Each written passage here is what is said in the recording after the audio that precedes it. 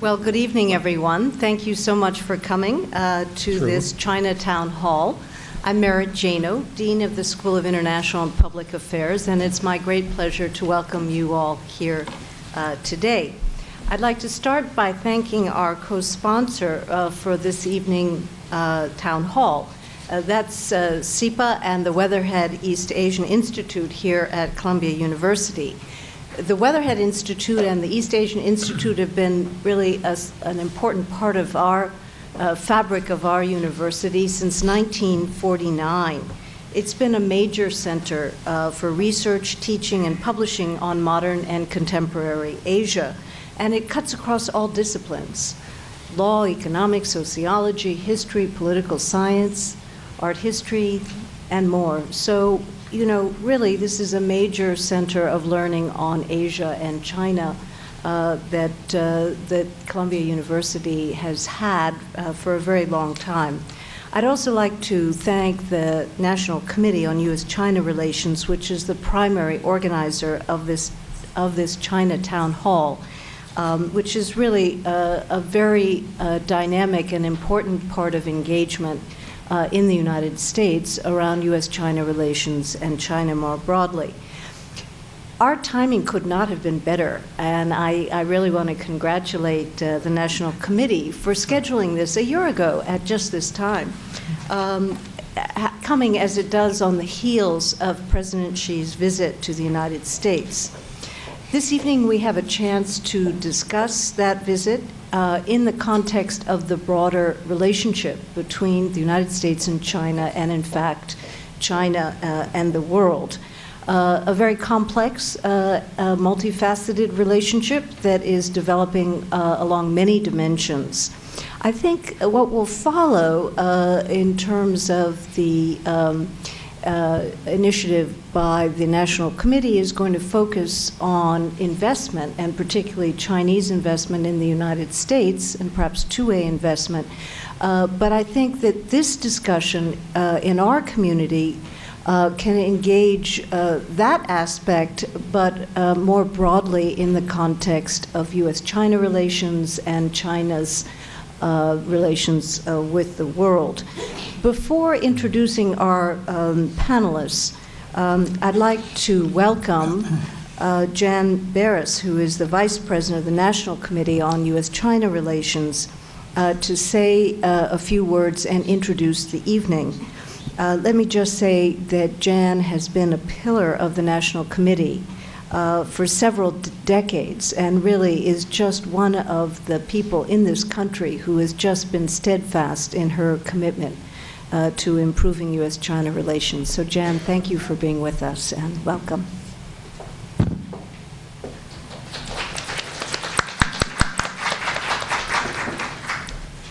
Thank you, Merit. That's very kind of you. And indeed, it has been decades. I was hoping you were going to say years so people wouldn't know how old I am, but it has been decades. Although the National Committee, for those of you who don't know, is slightly older than I am. At least that's not true. I'm older than it, but it's been around since 1966, when it was first founded by actually some people who were here at the time, Doak Barnett and some other China scholars and some Quakers and some businessmen, a very strange mix of bedfellows.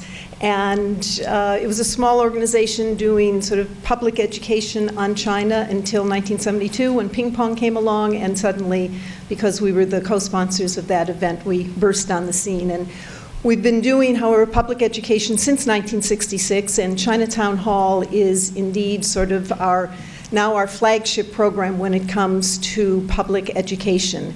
And we're very pleased tonight to be able to be cooperating not just with people here at Columbia, but also this evening, 74 other venues around the United States. In your brochure, you do have a map which sort of gives you the spots of the other 74, and then there will be 5 others next week, 4 in Asia and 1 other one in the United States. And the idea came because we were trying to think of how it was possible to educate the American public about various aspects of China. And we came up with this idea in 2007 to hold.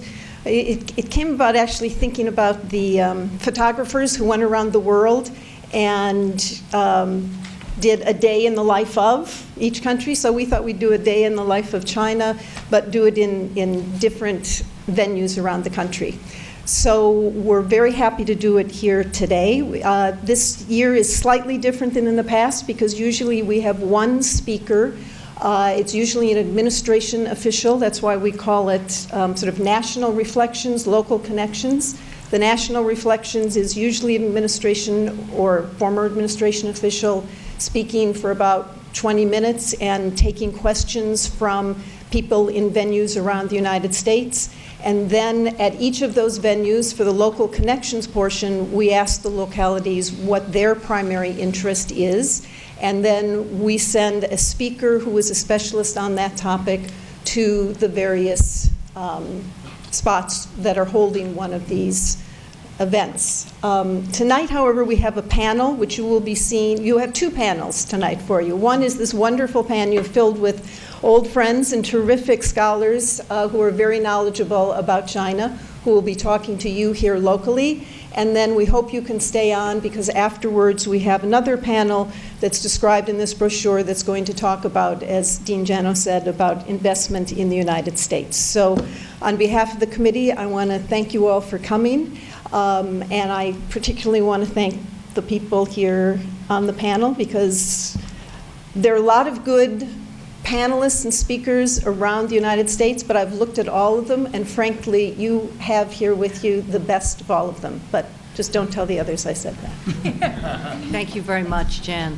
Well, let me very briefly introduce our panel. And then I'm going to really invite them to share their thoughts on a couple of issues. But you know, you can't have a town hall without giving you a chance as well to speak, or else it's not a town hall. So we'll try to leave some room to hear from you, and that is very, very important. So just in the order in which my colleagues here are sitting, let me start with Professor Xiaobo Liu, who was the founding director of the Columbia Global Center East Asia in Beijing, but really has been a longtime professor at Columbia University. But he's also taught as a visiting professor at Tsinghua University, at Renmin, at Beida, and elsewhere. He regularly writes on Chinese politics, political economy, comparative politics, and is based at Barnard College. I will not do justice to their resumes, but just so we know in brief, let me continue. Now, we have a special guest with us tonight, Ms. Lanman Zhang, who is the CEO and Managing Director of China's most famous investment bank, CICC, and China International Capital Corporation, where she is the president of the U.S. subsidiary. And in that capacity, she will probably have the most direct experience supporting and facilitating two-way investment between the United States and China amongst our panel tonight. She joined CICC in 1999 on their research team, and she was chief analyst in the research department, head of strategic research, and we're enormously grateful that you've joined us this evening. Professor Andy Nathan is, of course, one of our most expert and famous faculty on China here at Columbia University. He is chair of the steering committee of the Institute for the Study of Human Rights. He's chair of the university's Institutional Review Board, IRB, at Columbia University, which is a very important role at the university. He's served as chair of the Political Science Department, chair of the Executive Committee of the Faculty of Arts and Sciences, former director of the Weatherhead East Asian Institute, very active and a board member of the Human Rights in China, Freedom House, National Endowment for Democracy, and many other organizations. Thank you very much, Professor Nathan, as well. And, of course, our own Gerald Curtis.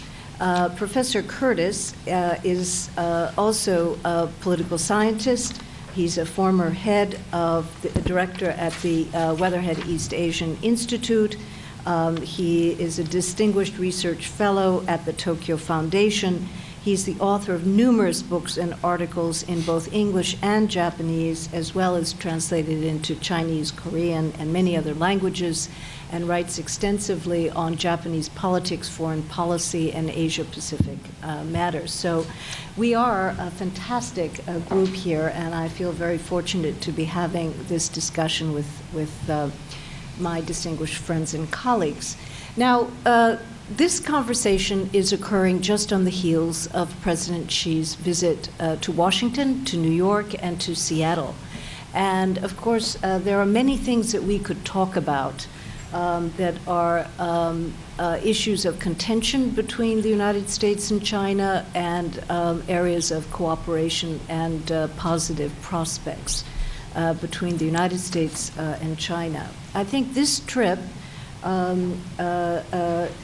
was notable for some of the pronouncements that were made on climate, on the economic relationship, on rebalancing, trade, investment, the bilateral investment agreement, on cybersecurity. Some agreement was mentioned, some basic notions were articulated.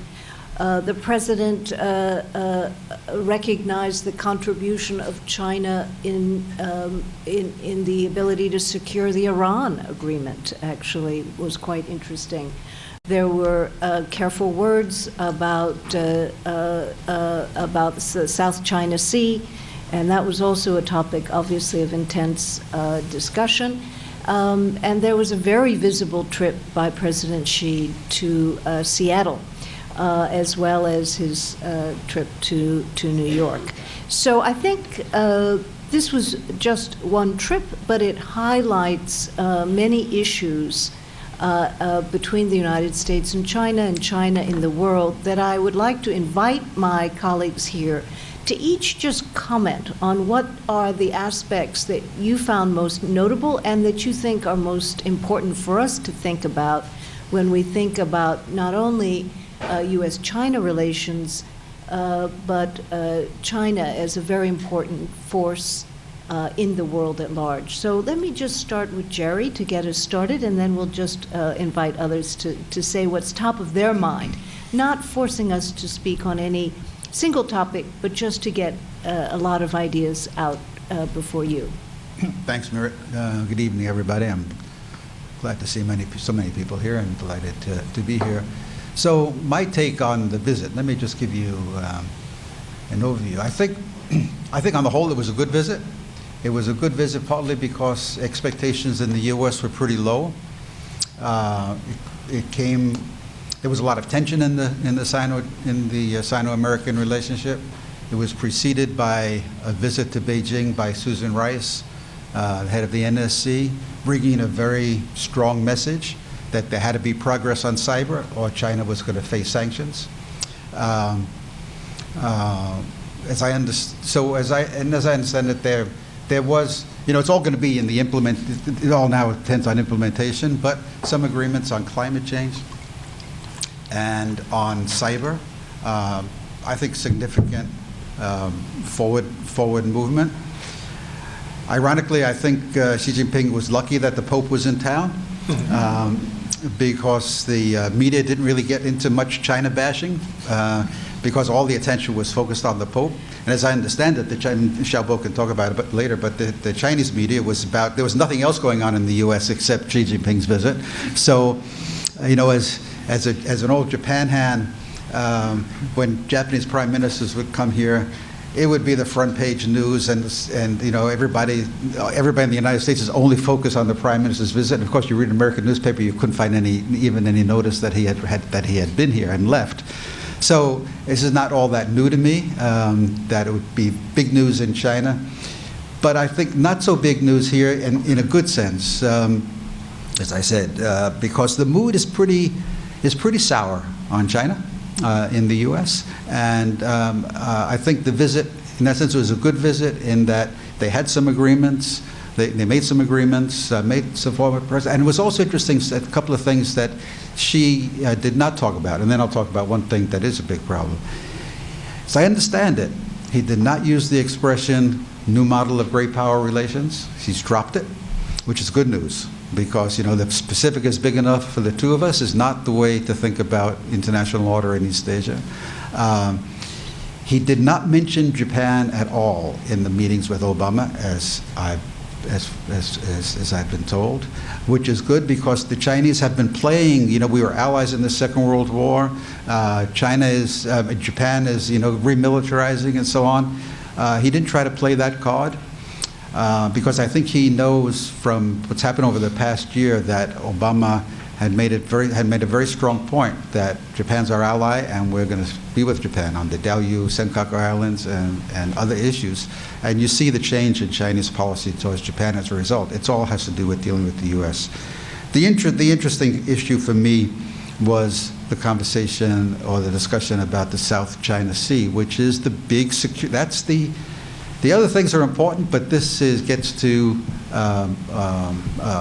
security issues that can lead to conflict. And there are two, and I think Xi Jinping's stance on the South China Sea showed no flexibility at all. This is Chinese sovereign territory. They'll do with it as they please.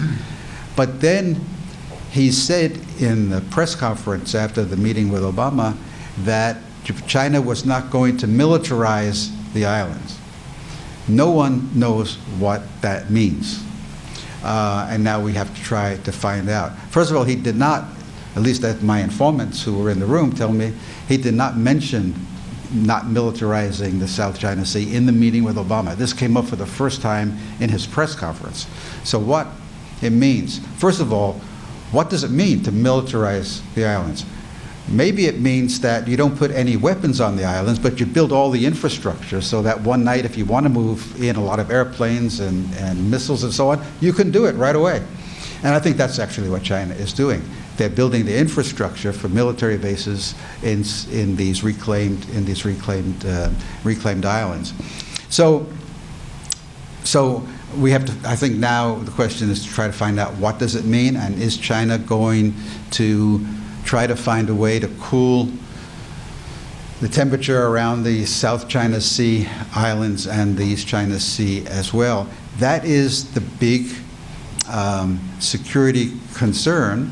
And finally, it's a two-way street. We need the Chinese to accept sort of international rules of the game, but at the same time, the U.S. has to find a way to give space for China to play a leadership role in the world. And I think the decision, right off, sort of knee-jerk decision to reject the Asia Infrastructure Development Bank, huge mistake. And only two major countries rejected it, Japan and the United States. What is the message it sends? And what is the message that Obama sends when he talks about the TPP? I'm glad that the agreement was reached, but when he defines the TPP, if we don't set the rules for international trade and commerce, the Chinese will. Well, the Chinese are not setting the rules. They have enough problems setting rules for their own economy, much less for the world economy. But this idea that TPP is aimed at somehow containing China or is against China, I understand it plays well domestically, and that's why he said it, but it doesn't play well in the relationship. Well, let me stop there. Thank you, Jerry. Professor Nathan. So not only are we the best local panel, but we're the only one with the vice president of the National Committee attending our panel. So I think the rise of China's security situation is not really very favorable. They're surrounded by lots of threatening countries, including the United States. This is the main theme I teach in my Chinese foreign policy classes, some of the folks in the audience know. And as China gets more money, and it naturally is trying to rectify that imbalance and improve its security situation, and this inevitably causes real frictions with the United States. Those frictions are very real. They're reflected, as Jerry kind of indicated, in the presidential campaign and so forth, and in the concern in the United States over the China threat. But what struck me about the summit was the ability of both sides to be very pragmatic and realistic about areas of potential cooperation which Merritt listed, and not to sort of be so angry at one another as like with the US and Russia that they just can't deal on common interests. And of course, China and the U.S. have a lot more common interests than the U.S. has with Russia, economic interests and investment interests that we'll be hearing about later, as well as certain strategic interests that are in common: Iran, climate change, North Korea, and so forth. So the two presidents were definitely able to work on things that they could work on, but Xi Jinping, well, both of them, nonetheless, were very clear on the areas where they can't cooperate. As Jerry said, the South China Sea, where Xi Jinping said it's ours and we're going to, nobody has a right to interfere with us, or human rights, which Obama brought up fairly prominently. I have to disagree with Jerry about the new model thing. Xi Jinping did use that slogan in his press conference. And what was this other occasion? He used it twice. And he said, he stood next to Obama and said, the president and I have agreed that we should continue to pursue the new model of major state relations, but Obama did not concur. And this has been the position all the way through since Sunnylands, when the Chinese came out and said that the president has agreed to the new model, and the U.S. has never agreed to the new model. The U.S. has used various confusing formulas. They've allowed it to be confusing, but never really. So that sort of struck me that China, likes to, in its diplomacy, have a slogan, get the other side to agree to it, and continue to articulate that slogan. It's hard for the Americans to deal with that strategy, just keep silent.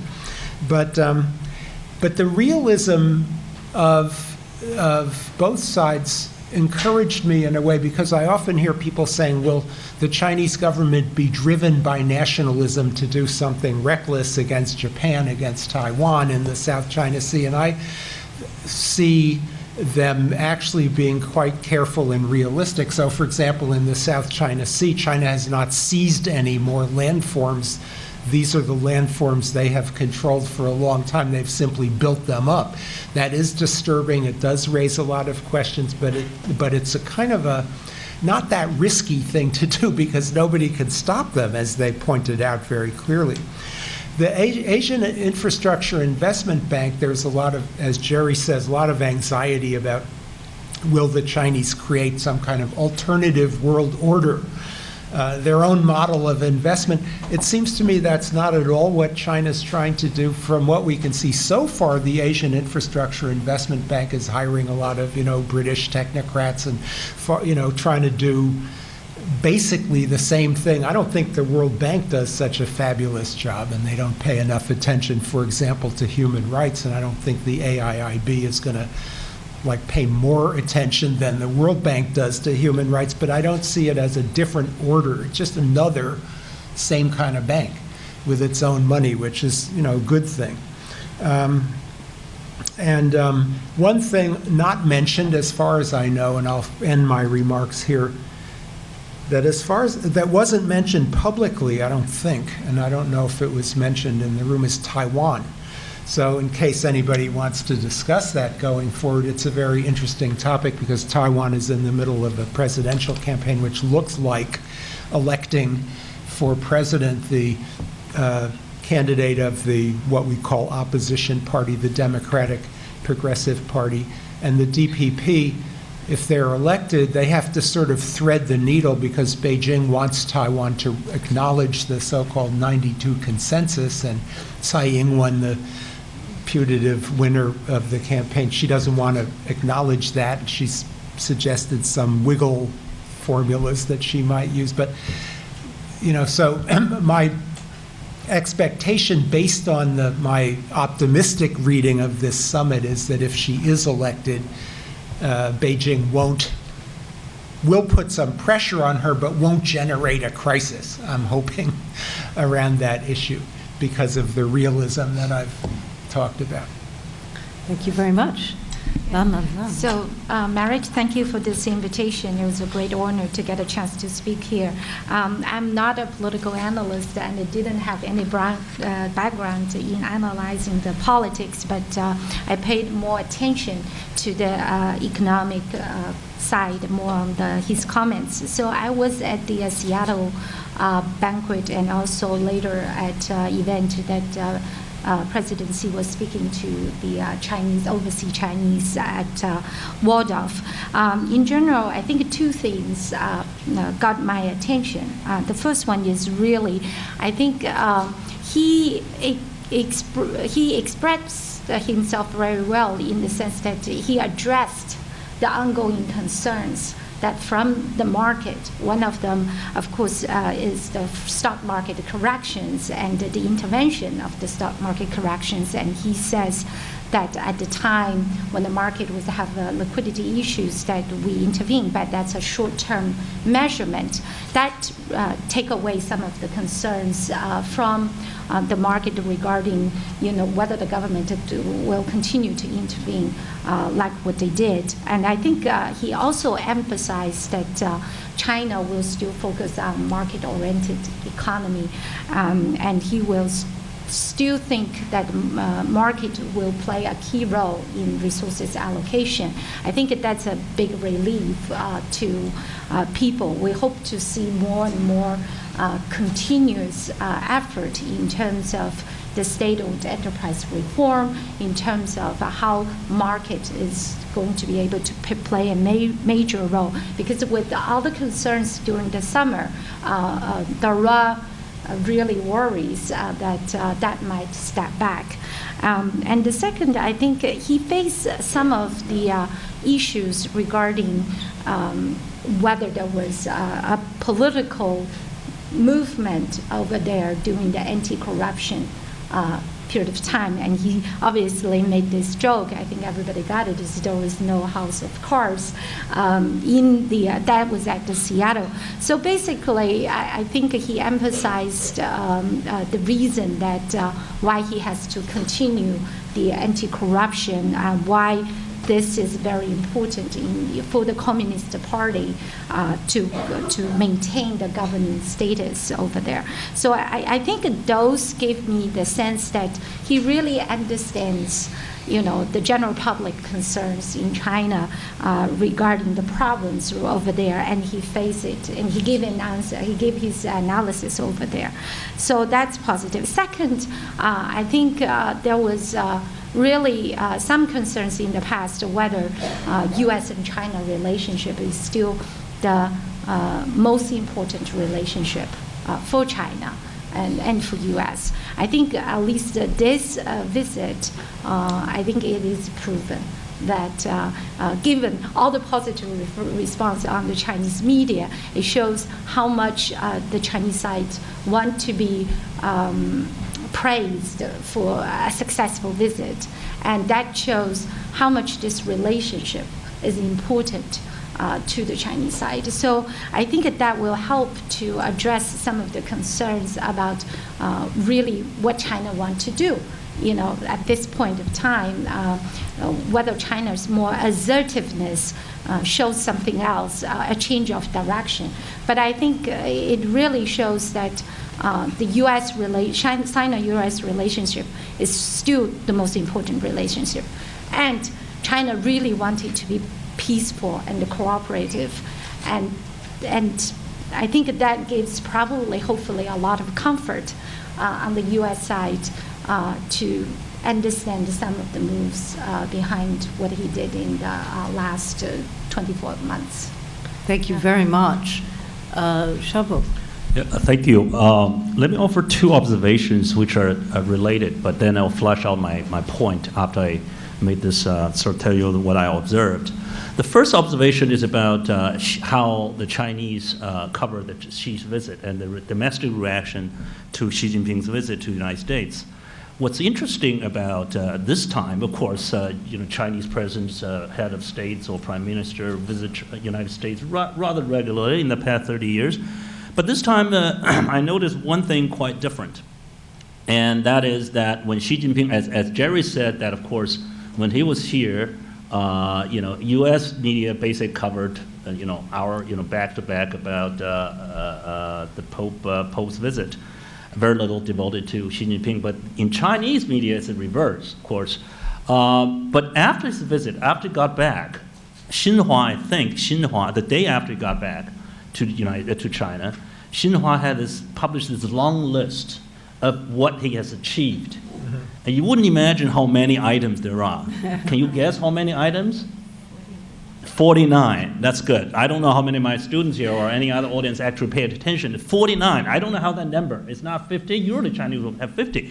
You can imagine how someone who wrote up this has to really think about every single detail. 49. I'm not kidding. It's actually later, the day after, there's an English version of it. If you're interested, you can search on it. So that would range from, say, the BIT negotiation, of course, the cyber agreement, or negotiation of cyber agreement, and the climate change agreement, and also next year is, I don't know how many Americans would know that next year is designated as the U.S.-China sort of a tourist year. So, I mean, that's I don't know how many Americans would notice that ever, but Chinese, of course, now are being told that, of course, next year is the big tourist year for China, and also about sending students to the United States and vice versa for studying the language, and so on and so forth. So, 49 items. And also, interestingly, if you notice that a couple of days later, again, I think this time it's not Xinhua, but certainly one of the official media, had published something called the 10 beneficial results of Xi's visit. So, 10个利好, 10 benefits. Why this is also very interesting, because it specifically tells that what Chinese has gained from it. Yeah. And so you putting those two together, quite unique. First of all, it's a long list, which is, would surprise a lot of people. And secondly, it also want to drive home that he actually made those agreements that benefit China. At least 10 of them. So there's very interesting. So what this observation tells us, it tells us that's related something. Let me save it for later, and then let me give you the second observation I have. This is actually today. Today, if I'm a Chinese social media user, the Weibo user. The two big news items today are the following. The first one, when I woke up, the first thing is about the Chinese pharmacologist won the Nobel medical and biological science prize. Big news. Beyond Chinese writer, there's never anyone won that, or from mainland. So big news. But this news also stirred up a huge debate about traditional Chinese medicine, because the contribution was about how she and her team extracted certain elements, chemical elements, and to become anti-malaria medicine. But that becomes, so what this whole news stir up is about this politicized, it's a huge debate. But those who study China knows that traditional Chinese medicine in the recent years has become a kind of political target. It's a debate. It's being politicized. It's because those who are for Chinese traditional medicine was basically on the left, the patriots, the nationalists, the Chinese long tradition that has contributed to the. And on the other hand, those critical of Chinese medicine are the ones who study abroad, who was westernized, or kind of even, to some extent becomes Americans running dog. And literally, that term's come back. But anyway, so it's being politicized. And this time, today, again, that becomes a kind of debate.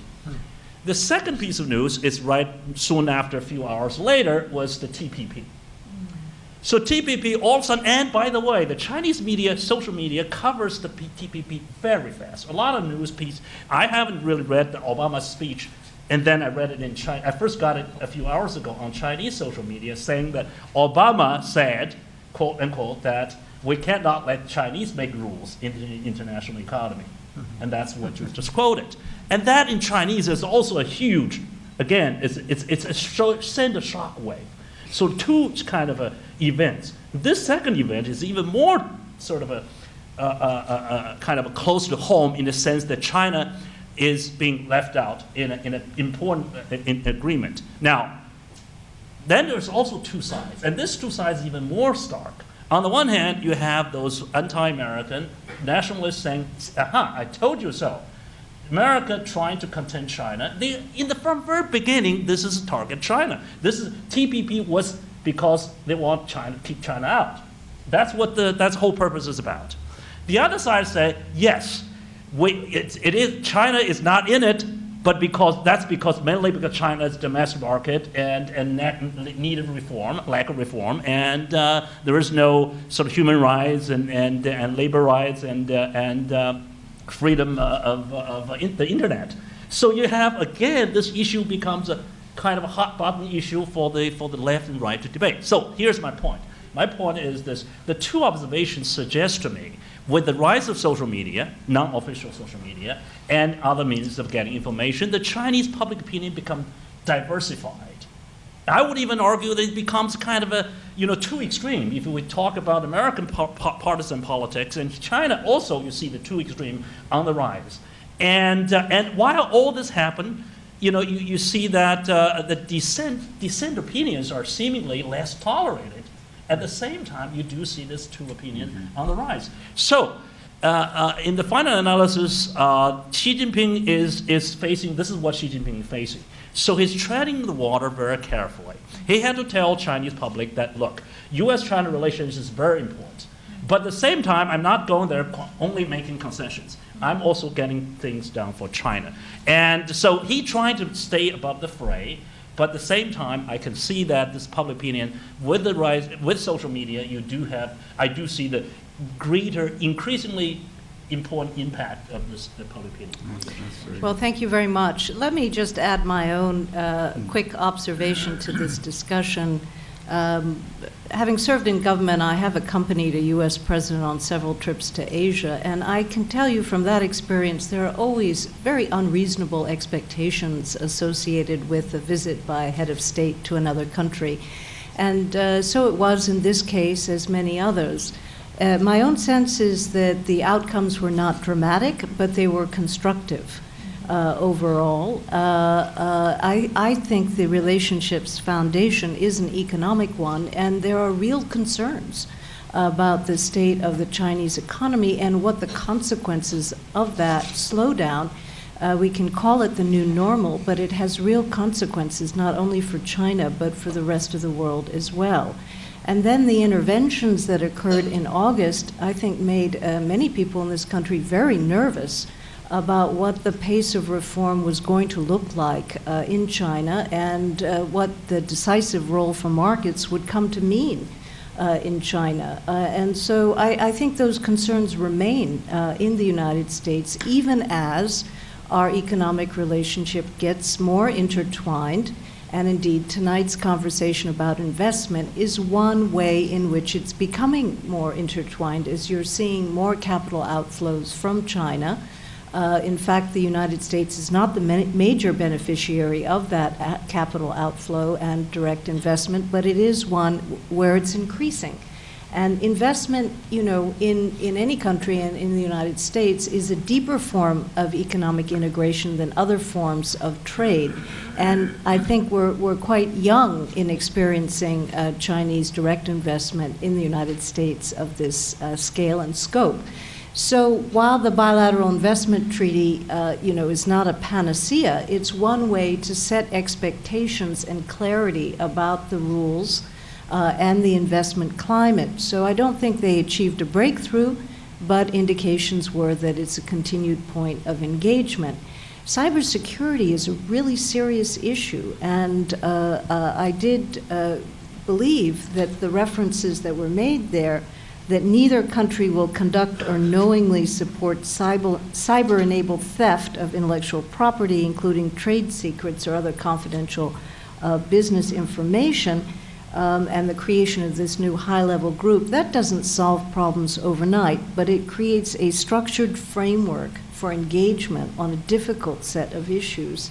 And when you think about sources of tensions between the United States and China, sometimes the absence of those mechanisms have mattered. So I'm glad to see them. So that's my 2 cents to stir the pot. And I think, given that we only have a few minutes left, we should let you express yourselves. Do we have a mic? And do we have? Okay. So could I invite our audience to briefly say what's on your mind? And if you'd like to invite us to comment, please do so.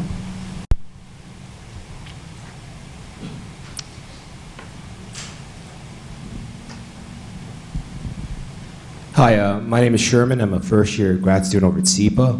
My question is concerning the current military reform that's happening in China. Now, as the news are going about, China's trying to restructure its military, modernizing it. with that said, what is our perspective, ours meaning U.S., looking into their restructuring? Does it cause more tension to us, or do we see windows of opportunity to, perhaps gain cooperation with them? It causes a lot of tension. So I think that the buildup on the side of the Chinese, they're working toward joint operations. They've got a powerful, land-to-ship, anti-ship missile. They're improving their anti-satellite all of these capabilities are, well, as you know, I think the Pentagon summarizes all of this as something called A2AD, anti-area access denial, which is the idea that the U.S., which is far away, relies for power projection on aircraft carriers, and this suite of capabilities are designed to hold the aircraft carriers at risk. So I think the developments that the Chinese are making on the military side are very rational for them, for their strategic needs, but they definitely present a challenge to the American, post-World War II decades and decades deployment that the U.S. has designed for itself in Asia. Thank you. Other comments? Right here, please. In TPP, TPP, you mentioned that, but China already had free trade with almost 11 the member country. So to me, it's a duplication. It's a political maneuver. Also, TPP also agreed today may not be approved by the Congress in next year, during presidential year. So I like your comment about free trade. Will this work? Well, maybe I'll get started since I've negotiated these things and adjudicated them. It's we don't know what's in the TPP. It's been characterized as a gold standard. That's not my words. That's words coming out of Washington. 21st century rules and so forth, which must mean it goes farther than any other existing free trade agreement. The free trade agreements that China is part of that I have seen, are a little bit lighter touch than the U.S. They're framework agreements, they're cooperation agreements, and they are some tariff reductions, but they tend not to be as comprehensive or as deep in terms of economic integration as the ones the U.S. has insisted on. That doesn't mean they're not valuable, but they just look a little different, and they are clearly conveying that China's prosperity is tied to their trading partners. So what will happen with TPP at this point, we don't yet know. It will have to get through the Congress. But there is, and if that gets delayed, then we're moving into an election period where it is unlikely to go forth until after the new president is in place. So meanwhile, what it might end up doing is stimulating China to enter into more free trade or trade agreements with others other than TPP partners. So some see this as positive, others might see it as concerning. It depends on whether you think competitive liberalization is going to increase in a more open environment or a set of rules that are in tension with each other in light of political tensions. Maybe others would care to comment. I'd just add that I was right before the meeting, I downloaded from White House website about the TPP. I think this is probably specifically targeted at American and especially congressional audience. It says Brunei, Malaysia, Vietnam, especially on these three countries, might be more issues, and then follow with human rights dialogue, specifically on Brunei, Malaysia, and Vietnam, as we know. And then another one is poverty issues, and then another one is development. For the first time, any trade agreement, TPP will include development chapter, a commitment to each of the signatory, a commitment to help workers and small businesses and so on. Another one is transparency and anti-corruption, and finally, workers' protections. So you can see those are the aspects of probably a more non-tariff type of standards, which is probably more built into this agreement than WTO or other free trade. Absolutely. It's an agreement designed, according to the USTR, to embody U.S. values. And so many of the issues that the U.S. is engaging on are clearly not ones that China would choose to engage on, unless the world was in consensus around the importance of doing so. And even then, we'll see. Yes. Thank you very much for a great summary, both on the political side, the economic side, and academically. There was a very brief survey taken right after Xi's visit amongst young people in China. Maybe Xiaobo and Nana might have seen that article. They took a survey of young people and asked them, what did you think of Xi's visit? And over 60% of the young people in China, whoever they surveyed, said that they were still quite concerned with America's military rise. And they were, maybe they didn't quite use the word suspicious, but not sure of what America's intention is. And I'm thinking that on the U.S. side, I think the young people in the United States are actually, I think the survey that Committee 100 did, and not taken after Xi's visit, but before Xi's visit, that the American young people are quite positive about China. The America's government is not positive about China, but the American public is quite positive, especially the young people. So it's a question and a message, and that is you as academicians talk to Americans in the United States. What can we do to bridge this gap? Because Xi has made it perfectly clear that what he's trying to do is to bring peace and prosperity to all, even though it may not appear that way, given the islands and the buildup. But this is what he's verbally said, and I think many Chinese believe that. And so what can we do from the U.S. side, and what can you do on the China side through your Weibo, Xiaobo, that the U.S. side has every intention, really, although with the military sort of the pivot to Australia, et cetera, also the intention is a peaceful rise. All right, I'll solve the problems of the world. I think every great continental power thinks of its goals as compatible with the goals of everybody else. It's win-win. The U.S. has always thought that, and China thinks that as well. But I think many other countries fail to perceive it the same way that the great power perceives it.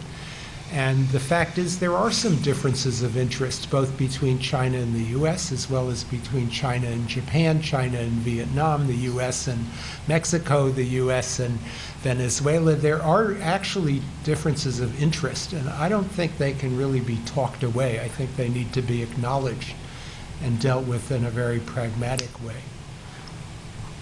Ellen, maybe I can add a couple points about the survey result. Actually, according to Pew survey, just most recently published about a month or so ago, actually this year, the most recent survey suggests that the Americans' view of China, sort of the positive rate is now one of the lowest of the last 30 years, since 1989, probably even lower than, it's 37%. The positive rate, so it's not that high. It's actually lower than, say, a few years back. So now it's starting about 2011. There's a really downturn on China view. The good news out of all that is, as you point out, the younger generation, the younger the age, actually, the China's positive is actually over 50%. The older you got, the more kind of negative you get. This is according to the same survey.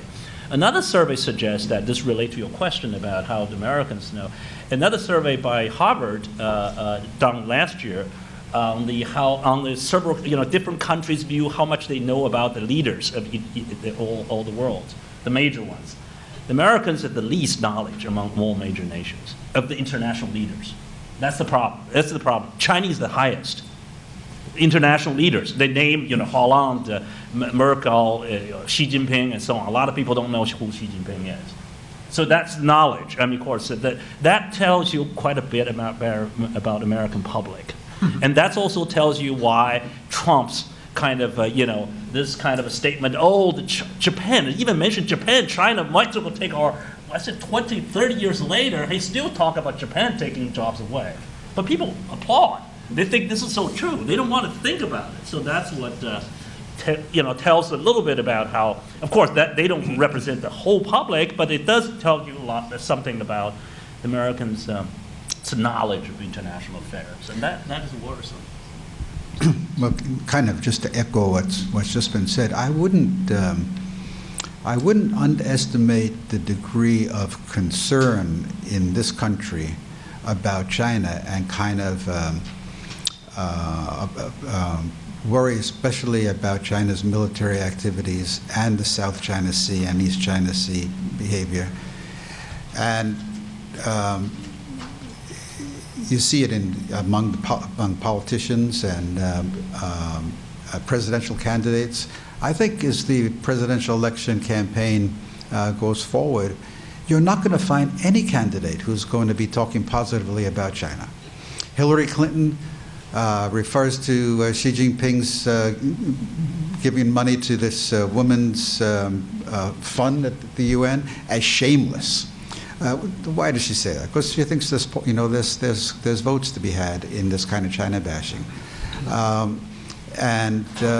So my hope is that Xi Jinping has gotten the message, and in some ways I think he has, that these kind of aggressive actions in the neighborhood are costing China a lot. And so we've seen them back off from their hardline position vis-a-vis Japan. We see them now not trying to take more islands that they consider to be theirs, but just building up the ones that these formations they already have control of. But I would not take too much comfort in the idea that public opinion polls show that a lot of young Americans have positive attitudes about China. I think the situation is much more serious and much more dangerous. And we're having a great deal of trouble trying to figure out how do we accept China as a great power. And I think it's the reaction here among a lot of people is, we're the great power, we're the greatest power, we're going to stay that way, and they're going to do, and if they try to challenge us, we'll make sure that they don't succeed. That is not a recipe for a happy future for the world. Lan Lan, would you care to make a final comment? Yeah, well, being a Chinese, I think sometimes, it's a little difficult to understand what you just mentioned about like either American exceptionalism or the greatest power or things like that. But I think if we want to take all of these away, I think what is practically easier is that we look at the practical issues and forget some of the higher moral ground and just practically how two nations, we don't even to mention whether two greatest nations in the world, just two nations, how we can work together as a peaceful neighbor. I think that would be actually leading to a more common ground over there. And let me just say that, there are actions the United States now is going to have to take, I think, to have a more cooperative relationship with China. The U.S. has been saying for some time that it would take steps to increase China's role in the IMF consistent with its stepped-up contribution. It's a point of tremendous tension. If those things don't happen, it will only contribute to more efforts by China, such as the AIIB. That, in my view, is likely to be a successful endeavor. And I think it's going to be, the General Counsel's an American. It's going to be trying to operate according to best practices. China is pushing and will have more renminbi and SDR weights. China is assuming a greater leadership role in the world, and thus I think the tensions that Jerry has just alluded to are there, and they may mount, but I think the need for us to recognize that role in the world is profoundly there and engage those dimensions where we can. Happily, we're actually an optimistic group, though we may not sound like it, because all of us have spent our lives working on U.S.-Asia, U.S.-China, and appreciating, I think, the expanded ties that we now can have with Chinese students in the United States, and much more. Now, with that, I must stop because we must get prepared to have the National Committee beam in Secretary Rubin, Dan Rosen, and others. Thank you for being with us.